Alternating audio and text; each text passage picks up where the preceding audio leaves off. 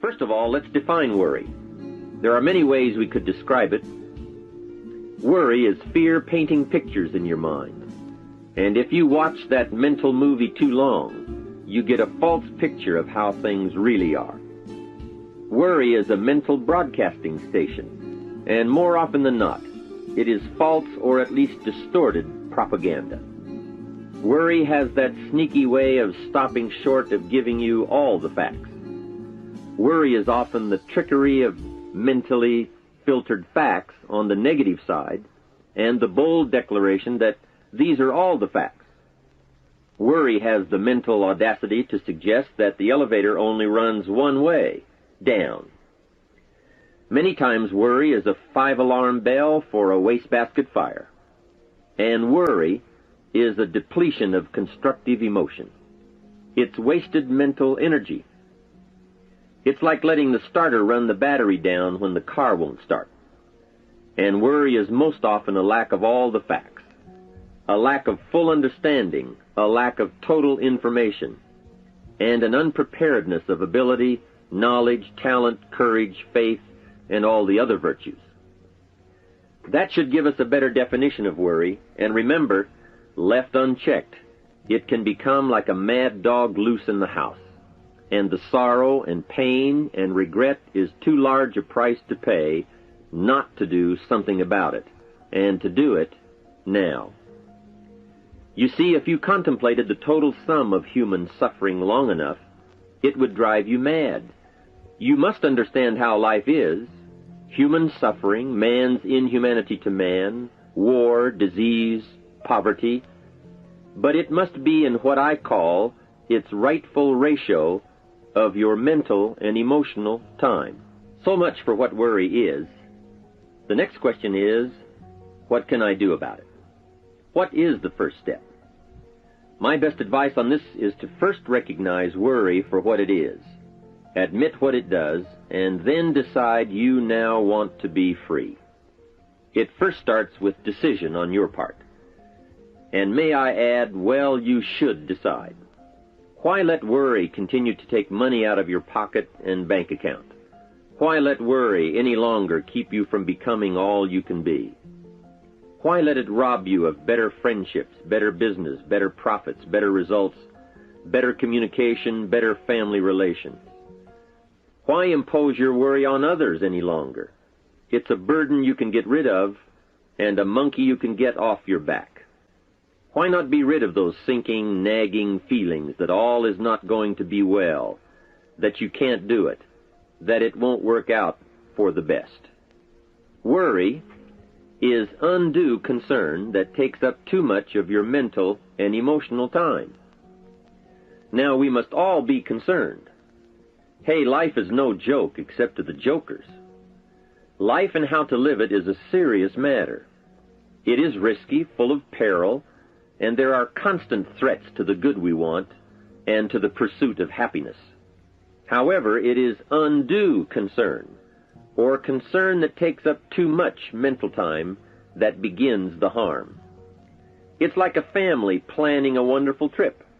While they certainly should be concerned about the condition of the car, the tires, and making sure they pick the proper route, it would be foolish to allow themselves to be completely turned negative with the thought that they might crash and kill the entire family.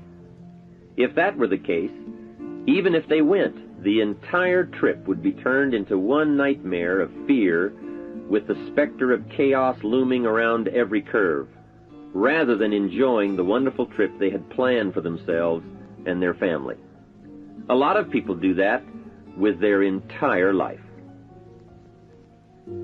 So, start to make these declarations. And if you mean it, they will start you on your way to confidence and adventure, free of the worry habit. Say first, I've had it with worry. I'm tired of being beaten down and hassled with all those negative mental pictures. I refuse to be tricked by false facts. I'm really not that weak. Never again do I want those sick feelings inside, those mental false alarms. I'm tired of the drain on my resources. I'm tired of the embarrassment of the lack of confidence. I don't want people, especially my family, to see me in this state anymore. I've got more to offer. I refuse to let my life be short-circuited any longer by letting my mind run wild with a distorted view of the facts, whether I bring it up or if it comes from someone else. Prove it to yourself.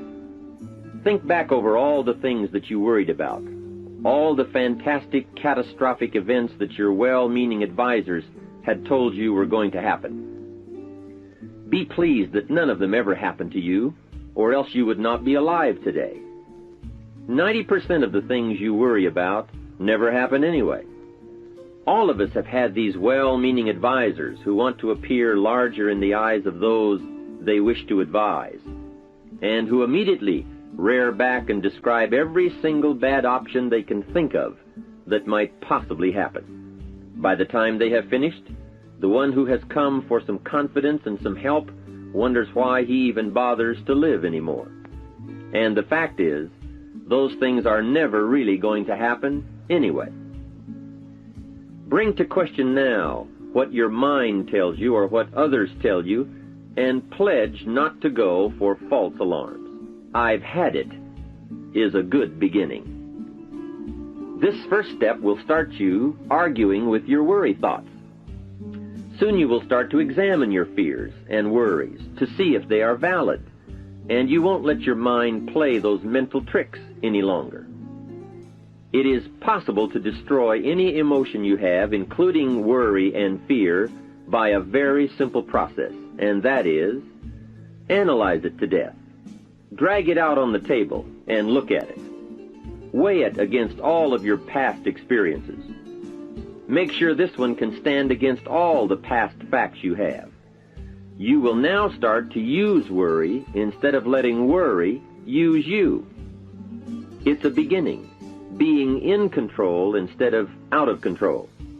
You will now let concern and the first signs of worry prompt you to learn, ask questions, and look at all sides in order to evaluate true, positive, constructive action. Now you can say, "I will let fear advise me of the facts, but I won't let fear tell me these are all the facts. Nor will I let fear determine my reaction to the facts. I will gladly take up the war of faith over doubt, reason over fear, and positive expectation over worry." So talk to yourself right now into a change of attitude.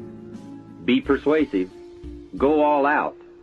Show yourself the hell if you don't, and the good life of answers and progress if you do. Say to yourself, "What a fantastic feeling it must be to stop the panic drain on my mental energy, emotion, and physical strength. Imagine putting all that saved energy and emotion and strength into my action plans for the good life." Hey, accept the challenge. Believe your beliefs, doubt your doubts, stay on the campaign to give worry a bad time. Like being your own conscientious judge, say, "I've had it with the presentation of a one-sided story.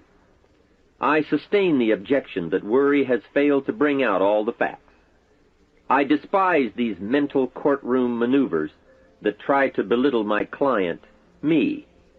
I demand the whole truth, and if worry will not be silent, I may cite him for contempt of the court of reason."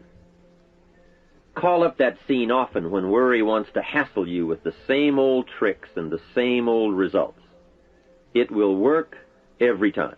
Okay, let's move on to some really positive steps. If you can survive all that has happened to you up to this moment in your life, in spite of doing and thinking many of the wrong things, imagine how you can succeed by now starting to do some of the right things. First, the best answer to worry is confidence, and confidence starts first with awareness. Here is one of the most important lessons in life to learn. Life and business is like the changing seasons, and the real challenge of life is to learn how to handle the winter and take advantage of the spring. In short, that's it. You see, winter always comes, but so does the spring. Night follows day, but also day follows night. Sure, the tide goes out, but it always comes in. Opportunity follows difficulty as surely as difficulty follows opportunity. I have written and recorded much on how to take advantage of the spring, how to cash in on life's opportunities, work hard all summer, learn more ways to plant and protect what you invest, and to reap in the fall without complaint, knowing it's your harvest and you've reaped what you've sown. For this subject, however, let's talk about how to handle the winters, those times when worry, like winter, takes its heavy toll. So, we tell it like it is. Winter always comes. So does the night.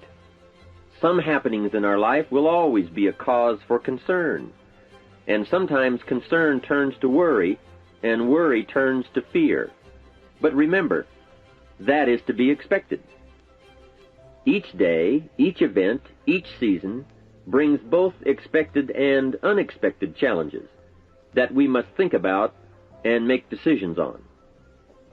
Life is like a stream that flows continuously. The better we understand that, the better chance we have to produce good results out of all of our challenges. May I suggest something to you? I have a friend who is an avid skier. You know something? He can only ski in the wintertime. You can only hunt the elk when the snow falls in the high mountains and drives them down. That's called wintertime. You see, it's all right if it's 12 below. Just be prepared for the winter. And here is a good thought. A full, well-developed human being will find a way to take advantage of the winter, not just handle it. The big challenge is to make something out of each opportunity. Now, if winters are always going to occur in our life, shouldn't we benefit from them too? Come the next winter, you could be on the inside looking out, seated by a warm fire, the company of a good friend, and those unique feelings of security in spite of the circumstances or the season. Begin to know now that the night will pass, and as you learn to grow and progress, you will better understand how to handle every night and better live every day. Here's some of the best advice I have on worry. First, don't be afraid to face the facts of life. It is not negative to understand that the winters always come. Don't be faked out. Don't clip the word impossible out of the dictionary. Sure, the Bible says all things are possible, but I don't really understand all that means. My daughters ask me, have you ever tried putting toothpaste back in the tube? Don't say I don't want to hear the problem. I don't want to see the difficulty. Don't show me the weeds. Don't say anything negative. Only see the positive. That's foolish. There is a thin line between positive thinking and kidding yourself. And remember, there's also a thin line between faith and folly. Here is the key. Humans have the unique ability to see it as it is, and they also have the ability to see it better than it is. One is called fact, the other is called faith. Faith you develop, facts you acquire. The facts you acquire are essential. It's like belief. You constantly must find facts to support your belief. Faith says, I will move mountains. It doesn't say, I will move mountains if someone gives me a bulldozer. I'll move a mountain if they will build me a road up there, if the weather's nice, if they give me a shovel. Faith just says, I will move mountains. Faith doesn't ask for a result to prove its existence. Faith is because it is. And remember, people die for faith. And some people give up everything they own, their life, for faith. Many years ago, over in Vietnam, a Buddhist monk did a very clever thing. He did the ultimate in political dissent. He burned himself to death. That toppled the government. That was faith. Totality begets totality. Here is a good prayer. Help me to see it as it is, and help me to see it better than it is, and then inspire me to act.